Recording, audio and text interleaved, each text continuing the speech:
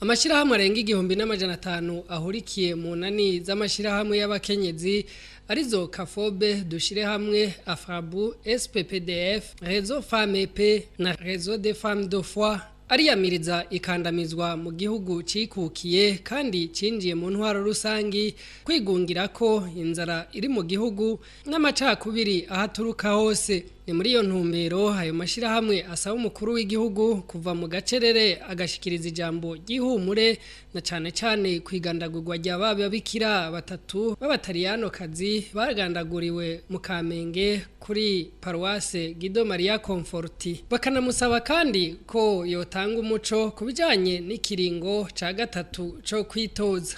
Ayo mashirahamwe yo akabona ko amategeko atomoye ndetse nayo nyene akamenyesha ko atazovyemera. Twibaza ko itegeko riratomoye cyane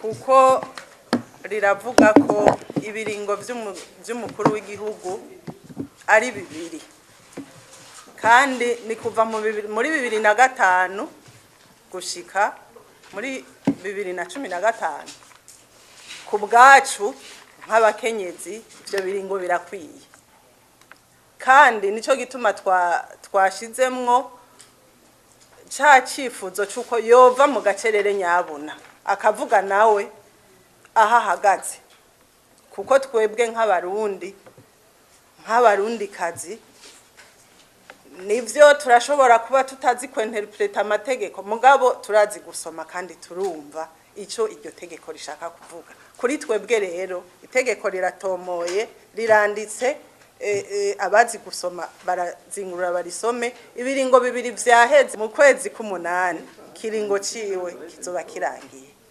Twasaba rero yuko ava mu gacerere nyabuna akaduhumuriza kugira ngo ntitugume duterana amajambo atahashikana. Tuzovyanka kuko ico cyose kiza kidakurikiza amategeko nico gikwega izi ntambara zose twamyemwo kuva.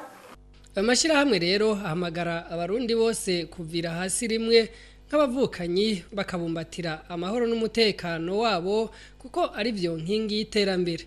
Bakasaba kandi kwama bibuka ko mu kiringo c'amatora ubuzima bubandanya bakihatira ku bikorwa bibateza imbere. Amakungu nayo bayasaba gufasha mu iterambere ry'imigambi eka no mu itunganya ry'amatora ahumuriza kandi asangiwe na bose.